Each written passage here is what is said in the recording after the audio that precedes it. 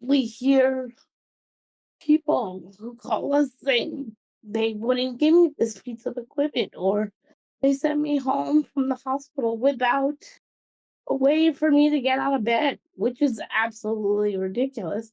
But it happens all the time, and that is where we step in. And so, if we don't exist, there will be so many people who won't be able to live in their homes independently and are basically screwed.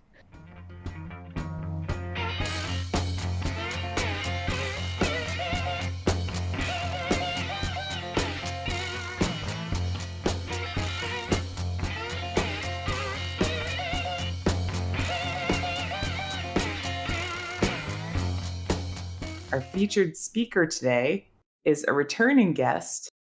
She's an entrepreneur, an innovator, and most importantly, a disability advocate. Adriana combines her entrepreneurial spirit with a passion for technology and empowering people with disabilities. Adriana, it's a great pleasure to have you back as our featured guest today. Thank you so much for being willing to share this leg of your journey with us. Thank you for having me back. Yeah, I'm so excited. I know it's been a couple years since we've spoken officially like this. And in that time, you've also gone through a geographical move. So, congratulations on that.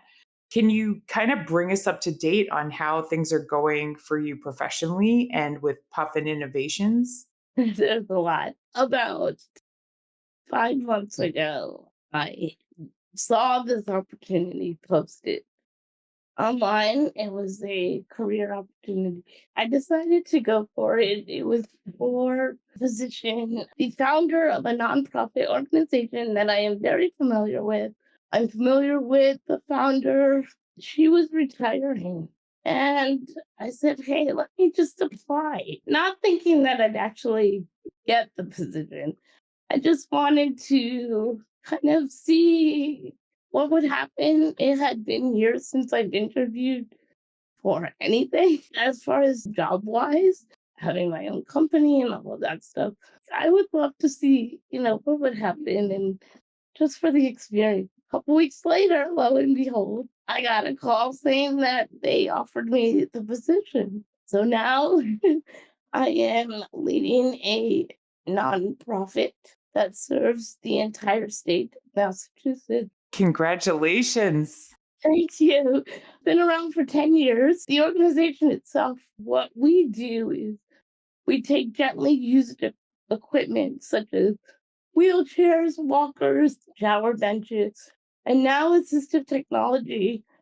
We clean them up, we refurbish them so power chairs and scooters get new batteries, and pretty much wheelchairs get new, wheels and armrests and footrests. And then we put them on a database on our website, and people in the state can check out our database, put in a request, and they get it for free. If you are temporarily disabled, if it's due to illness, accident, we are the go-to people to get your equipment if you need anything. I love that. That's an amazing mission of just taking kind of goods that, again, it holds a lot, right? So there's a lot in just helping individuals that are disabled, whether temporarily or permanently, thinking about reusing and recycling gently used gear, which helps environmentally. And I know that cost can be a factor, right? I know this equipment is not cheap. And so being able to give back in that way, really amazing. So first and foremost, congratulations, right? That sounds like an awesome move and step.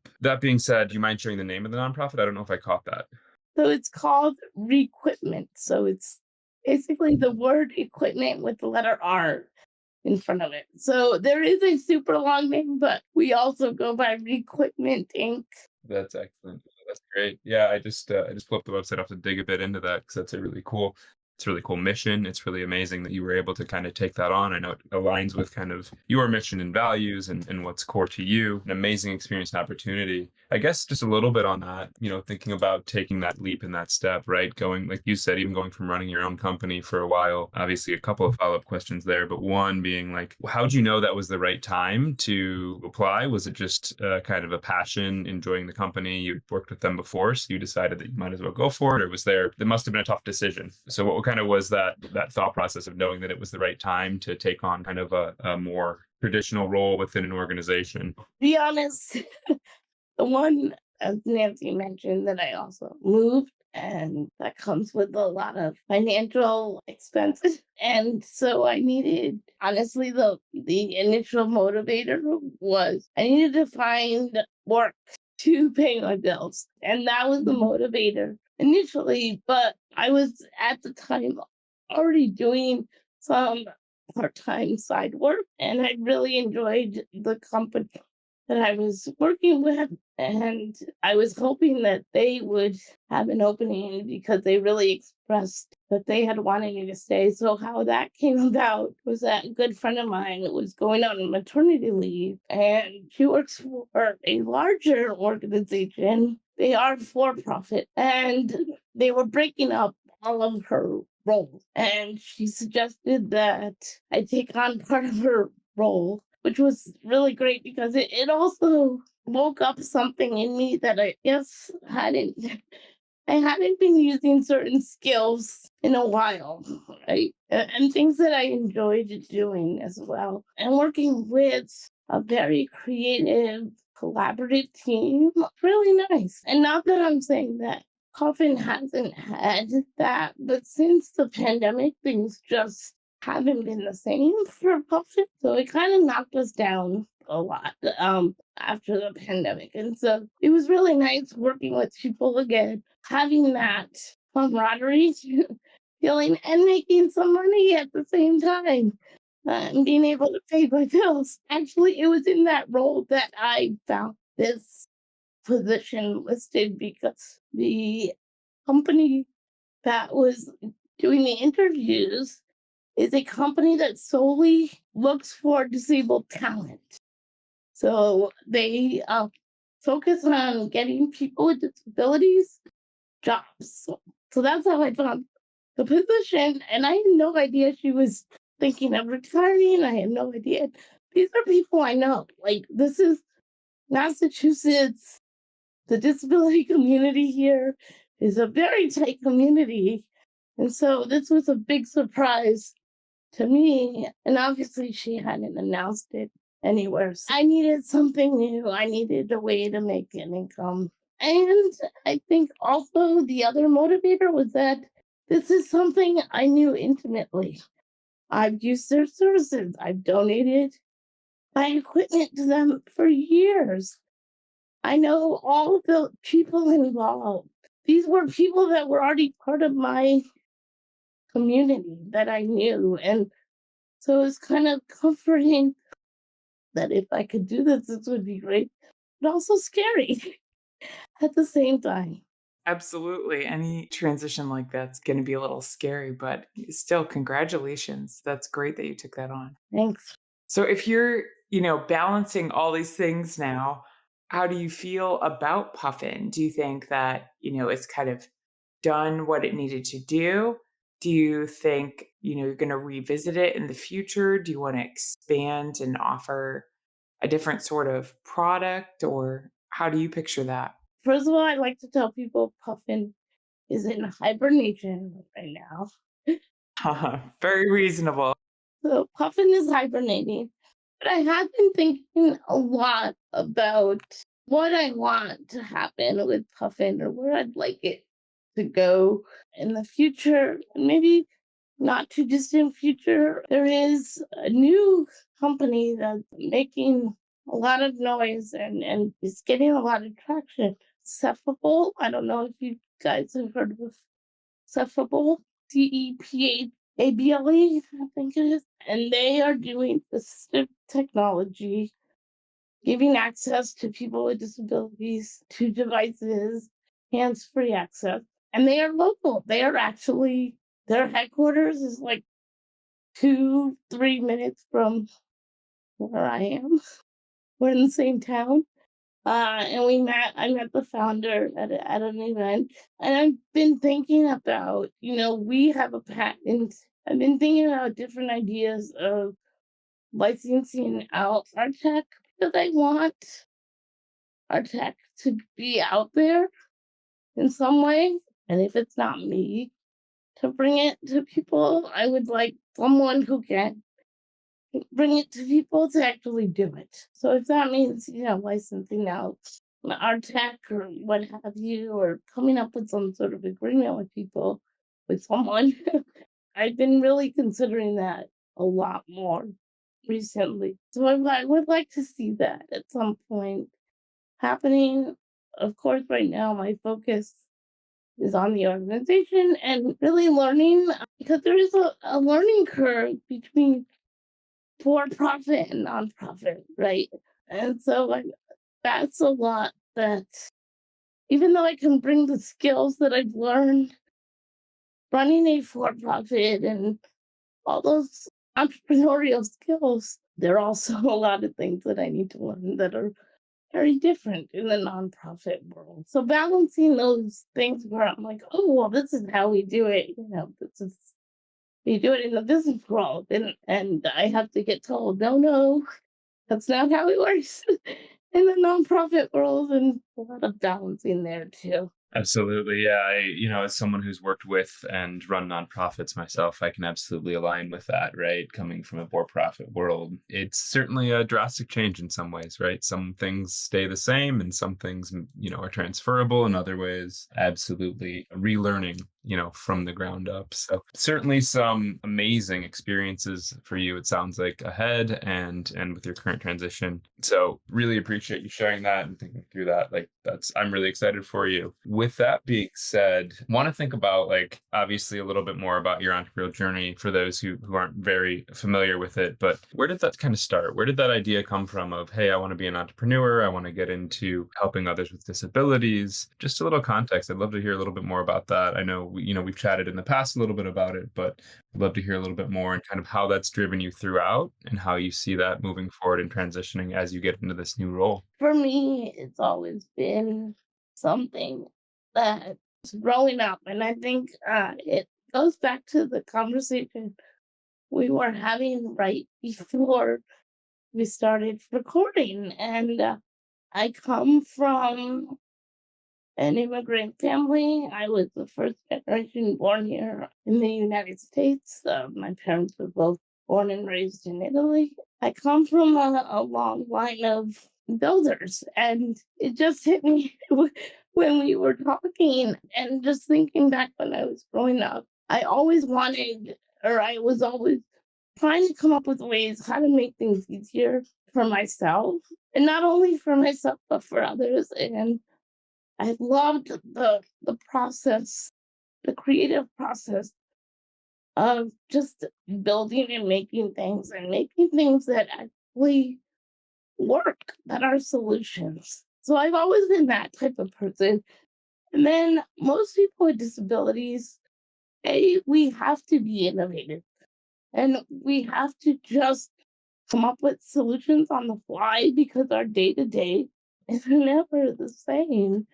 And we may encounter challenges that are just so out there that no one would even think of, just basic things of being able to navigate your community or even just getting out of bed, right? And so there's a lot of that. And then as someone with a disability, it's really hard to get a job in general. Just in general, it was very difficult. I did have, full-time jobs, but for the most part, it's really difficult for people with disabilities to get hired, to be seen for what they can contribute. And so the last real full-time job before this one, when I got laid off, and a friend of mine was like, you've acquired all these skills. You have all of this knowledge, both professionally and personally, in the disability space. And she's like, why don't you just become a consultant? Because then you can use all this knowledge and not have to worry about the stress of finding a job or, all of that stuff. So that's how it really started, was that. And then I just, the stars aligned where MIT was, or MIT put out a call for people with disabilities to share a problem and, if possible, a solution or an idea for a solution. That's how Puffin started. This is something that was in my head for a really long time. I wanted to create this thing, and what it is for people who don't know, it's a wireless mouth operated input device. So it's basically a joystick that you use with your mouth that has sensors in it that operates as a mouse, has Bluetooth connectivity, and connects to all your mobile devices and is portable. And this is something that I've wanted forever because when I travel, I can't bring my tech with me. A, it's too much and clunky, and B, it's very expensive. And if it breaks, it's not something that I can just be like, hey, let me go get another $2,000 piece of equipment or, $5,000 this. And so I love traveling. And also, I would travel to visit friends and family in Italy uh, over the years and growing up. And so this is why I came up with that device. But also, so many other people that I knew in my life, in the disability community, who didn't even own a cell phone at the time because they physically could not interact with the phone. And they would be out in the community but had no way to communicate if something happened to them or if they were going to be late getting back home or what have you. And so that, yeah, and that's how that came about. Portable and powerful. I really like how you describe that too, because I mean, in this day and age, like not having a cell phone, there are times when I leave my cell phone behind on purpose, but then I realize just how often we use it to communicate. Even if you are someone that, in the dark ages relied on a bank of payphones, that is also like not really a reality at this point. So making sure that you have reliable way to communicate, if nothing else, is a really big deal. I love though that you were thinking like beyond that and that you're thinking as a travel device too, because you're right. I just went on a trip, and when you're trying to pack minimally, you're not going to bring like a suitcase full of probably very expensive and heavy equipment.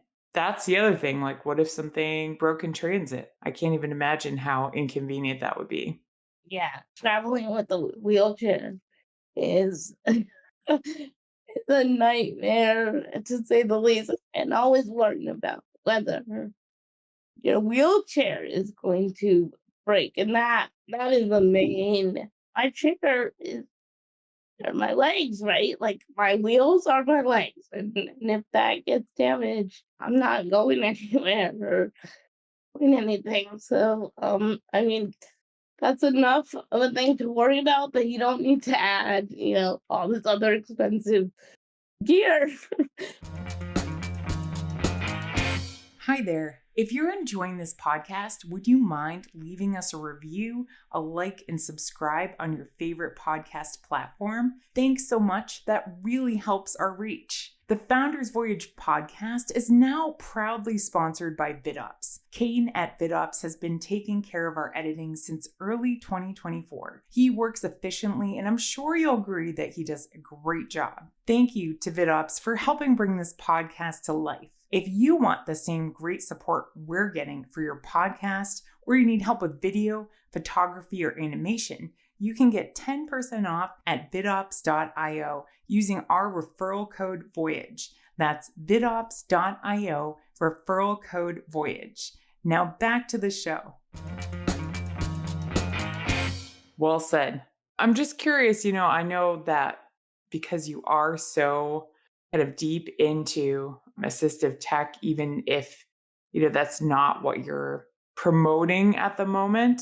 I think the mission of the nonprofit sounds absolutely excellent. But I was wondering, something we talk about in multiple industries on here is the role that AI is going to play in the future. So I was wondering from your viewpoint, how do you see artificial intelligence kind of integrating with assistive technology solutions, and What role do you envision that playing in the future? So Puffin already has that in mind, and we're already using machine learning to make our device more user friendly. So, we're already incorporating AI and machine learning in our device.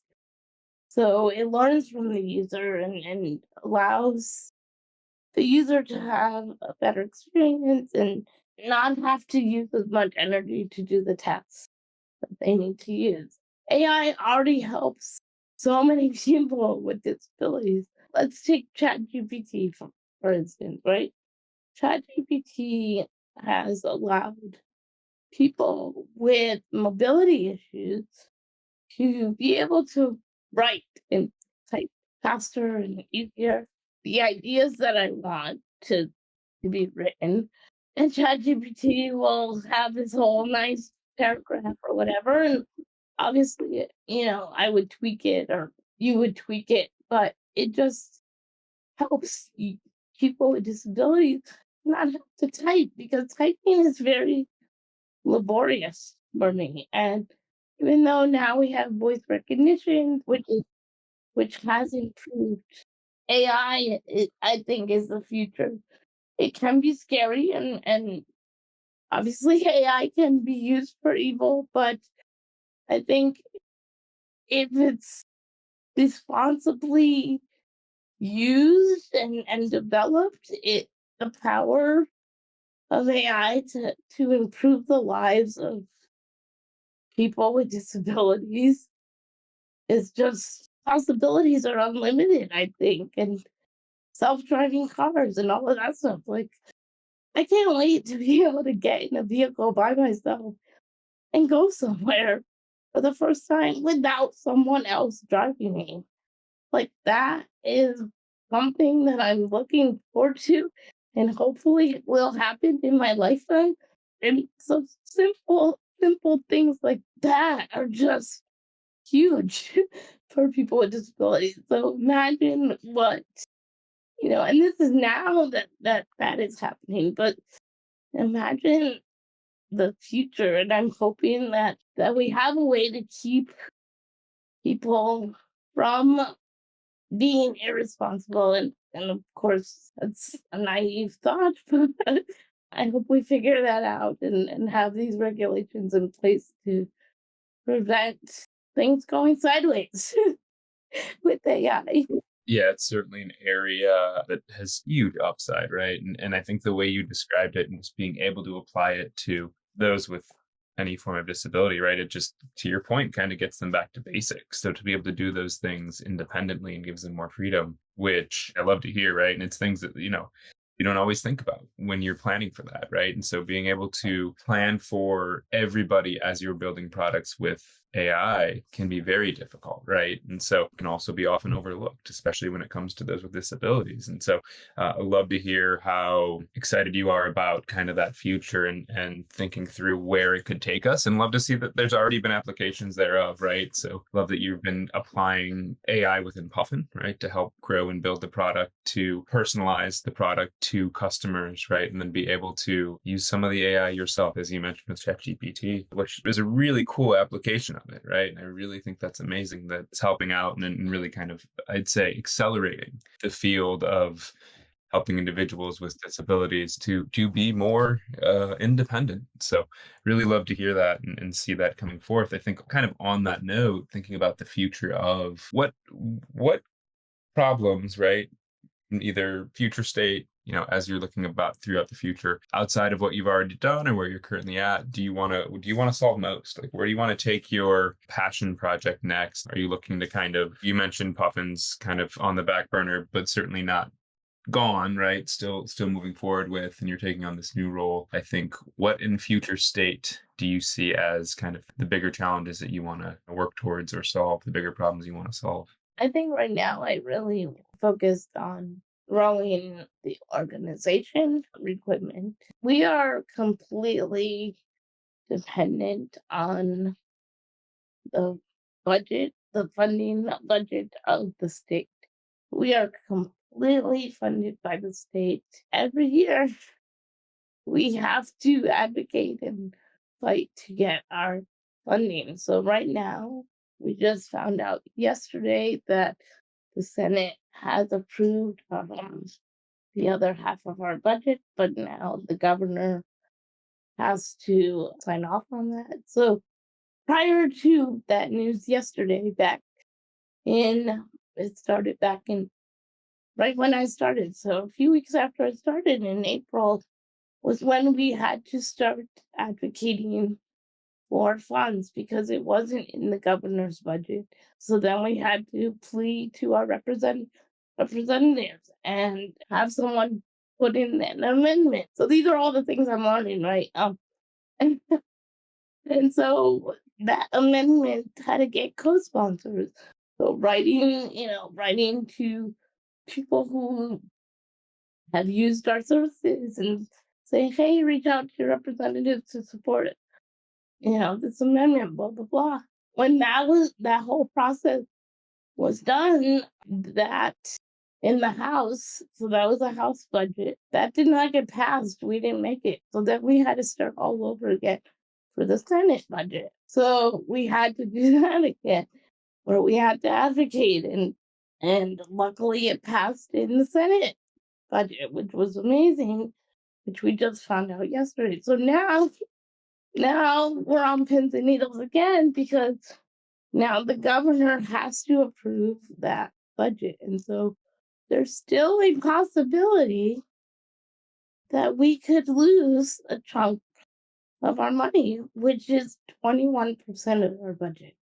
And so my goal is to use the skills that I've learned in the entrepreneurial world and in the startup ecosystem and all the connections that I've made to get funding where we're not so dependent on the state, where we can function and grow and not have to rely so heavily on the whims of our local government to survive and to provide this vital service to our community. We hear people who call us saying they wouldn't give me this piece of equipment, or they sent me home from the hospital without a way for me to get out of bed, which is absolutely ridiculous.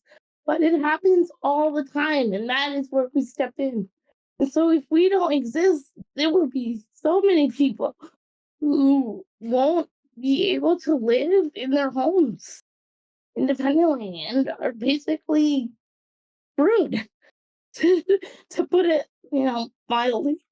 And so I think my focus right now is really to find a way to make us financially stable and independent from the local government. The local government, there is a line item where half of our budget is a line item and we get, but that's only $500,000. You can't run an organization like this that serves an entire state on $500,000. That's my focus right now. Just really help us become financially stable and independent. And then I will look at other projects along the way, most likely, because I am a creative person and I like creating and I like building. So it won't be that long that I won't. Like I'll have that itch. So I'll have to scratch it. So I know that is something that I'll be going back to. But right now I'm just really focusing on this. And funding is innovation too. I mean, that's a big part of what nonprofits go through. I mean, Matt can speak to that experience as well with the nonprofit he worked with. But I mean, sometimes you feel like you're trying to make something out of nothing. I don't know a whole lot of nonprofits that feel like they have an abundance of cash sitting around. So you're really thinking about, yeah, how to, create financial stability and then also how to empower your volunteers so that they believe in your why beyond anything else and they're going to stick it out with you. I'm sure that all of your entrepreneurial experience is going to come in handy, but you're right, it's a totally different animal. Listening to you talk too, I know I had asked you privately because it is National Disability Month, Disability Pride Month, excuse me. I really have found so much hope and inspiration in all of the names that you gave me beyond them just being disability advocates. And I was wondering, like, how early on did it become important for you to have role models that you identified with? And maybe do you remember who some of the first ones were? Yeah. So the disability rights movement, it's a very weird, I wouldn't say weird, I don't know, it's very difficult. So the average age of people with disabilities who learn about, and let's remember, right, we're in a day and age where there's social media, where it's a lot easier to learn about these things. So when I was growing up, none of this existed. Right? We didn't have the internet yet, or it was coming. So now I'm aging myself. But the average age was about 20 something years old when you learned about. If you were someone with a disability, when you learned about disability rights, when you learned about advocacy, what it really meant. I was in middle school when the ADA was passed, and I had no idea what was happening. I didn't even know it was happening. I didn't even know that year the Capitol crawl occurred only 4 hours away from my home, and that I could have been there. But I didn't know because none of that it was broadcasted really, right? I mean, I wasn't news to people, which is why the advocacy and the protests that happened during that time were happening because we were not seen as part of the community. We were not seen as citizens. I mean, I did advocate for myself in school and things like that, small things. When I really learned about advocacy in general, when I actually met people who were part of that movement, and I'm so fortunate because all of those people that were part of that movement are almost gone right now. They're all in their 70s and 80s.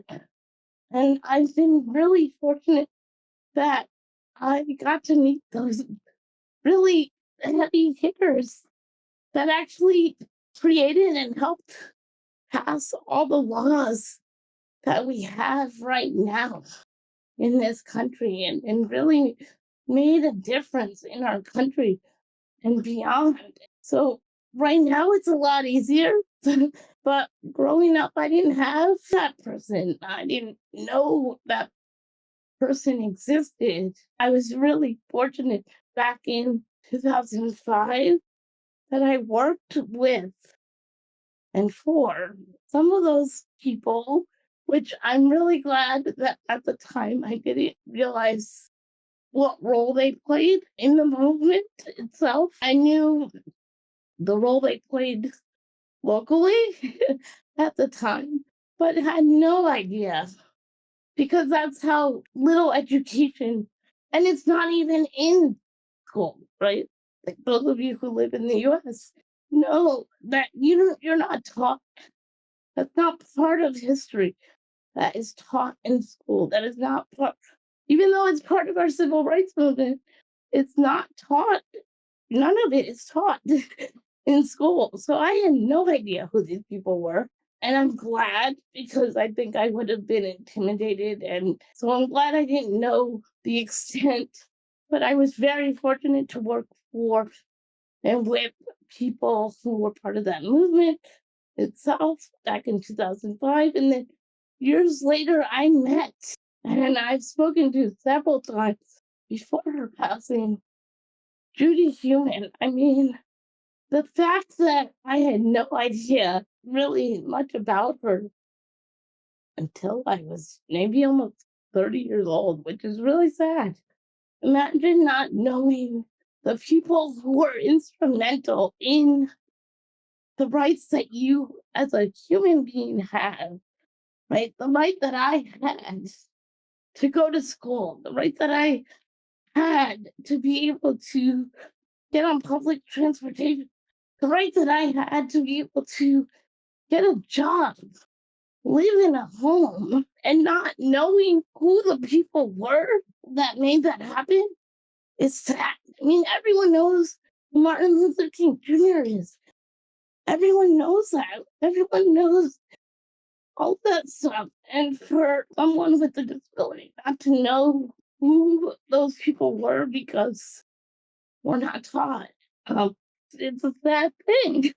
And I'm really happy that in this day and age we have education, we have social media, even though, for better or worse, it has made a huge impact on the new generation of people with disabilities. Twitter is the place people with disabilities because it's the most accessible, because it's simply text, which is the most accessible for people.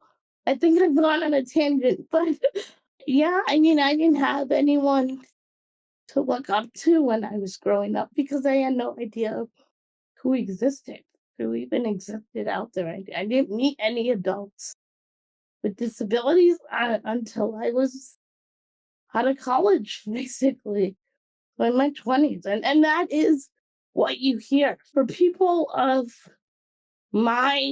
so people who are between, let's say, 35 and up. That's what you always hear. That's a similar experience. I think that that's, as you put it, kind of sad, right? Not knowing some of the leaders and advocates for individuals with disabilities are, right? Simply because just access of information and things like that. So it sounds like it's certainly come a long way. What I really like to hear about kind of your experience there was that you found those people, right? You started getting involved obviously a bit later than you would have hoped, right? But you took the opportunity to get involved and to seek those people out and find them. On that note, one question I'll have is if somebody wants to get involved, whether disabled or not, right? If they want to learn more about some of these leaders in this space, or they want to get involved more, or want to have a voice in this, what's your recommendation? Are there resources out there that you'd recommend? Are there books you'd recommend reading? How would one get involved?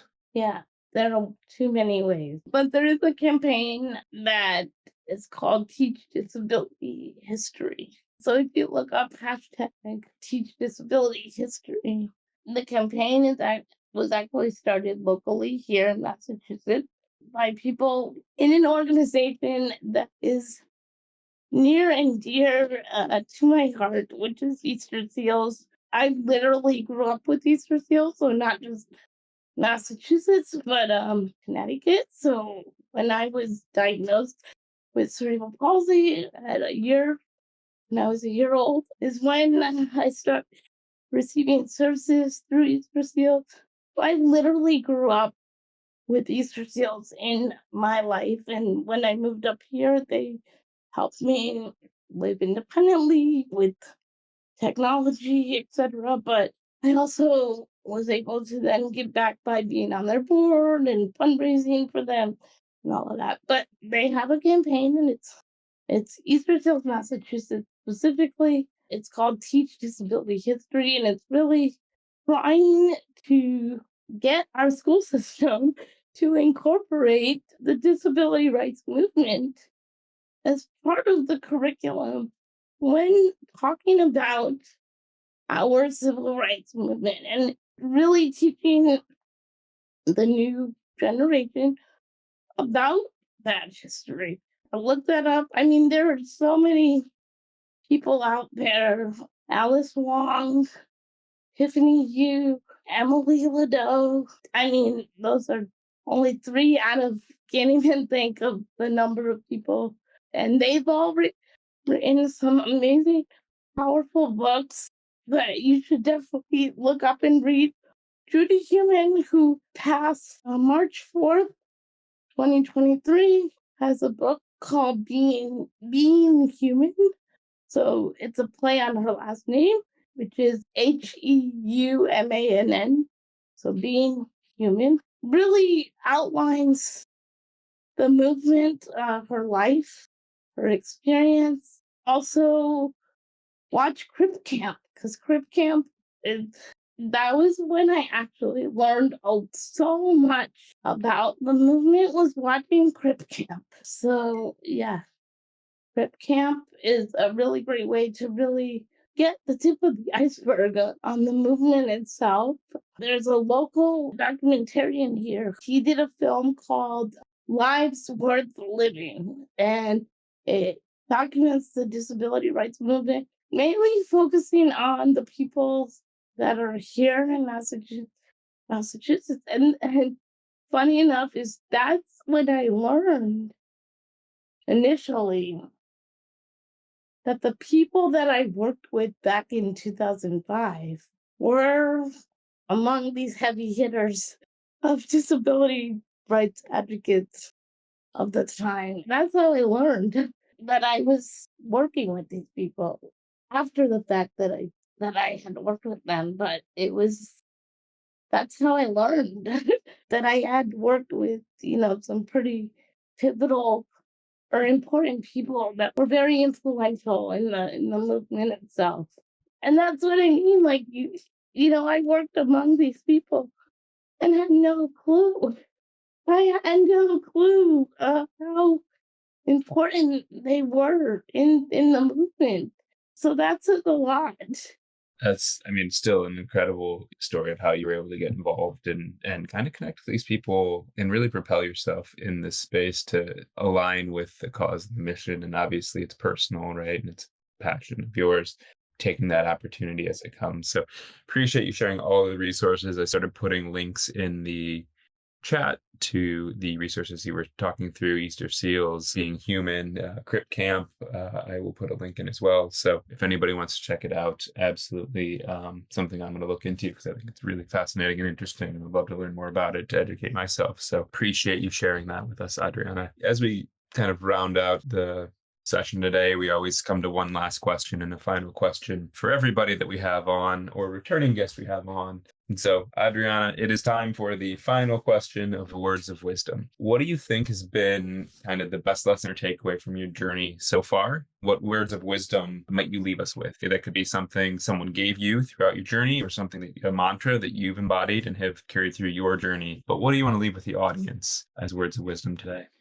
These are words of wisdom, but I always believe that everything happens for a reason, whether it's good or bad. And I've always believed that I would not be where I am today, and I would not know the people I know today if it wasn't for me having a disability. So I like to look at it in that way. And I know I'd be a completely different human being, like altogether.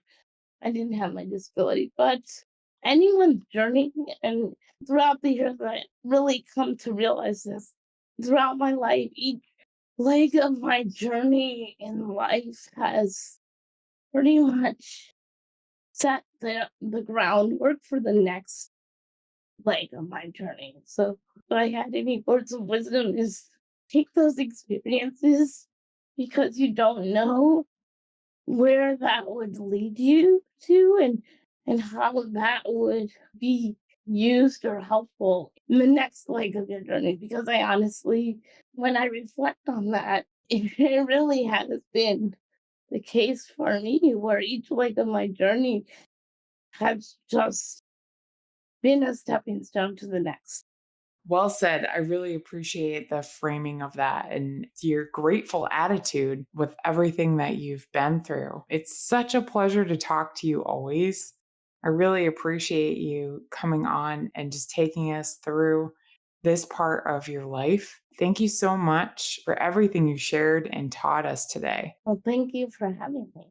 And it's always a pleasure speaking with all of you. So thank you. Same. And Matt and I and the rest of the team behind Founders Voyage feel truly fortunate to be part of this community with you and for the opportunity to bring these sorts of cooperative learning experiences each week. We look forward to, continuing this with you, and we'd love to hear, Adriana, if you have, nominations for other people that you think would find this meaningful. We'd love to hear those too. I'll definitely share with you any of those people. Awesome. Yeah, definitely keep the back and forth of information going. And for those listening, we do have a great number of edited podcast episodes at this point.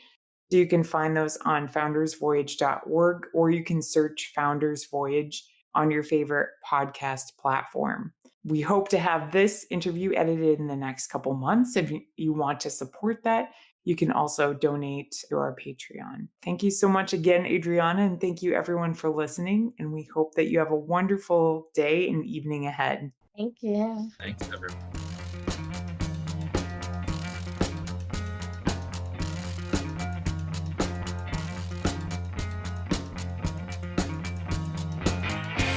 You've just finished another episode of Founders Voyage, the podcast for entrepreneurs by entrepreneurs. The team at Founders Voyage wants to thank you from the bottom of our hearts. We hope you enjoyed your time with us, and if so, please share this with someone else who might enjoy this podcast. You can also support us by leaving a review on Apple Podcasts and Spotify, and by donating to our Patreon. Outro music today is Something for Nothing by Reverend Peyton's Big Damn Band.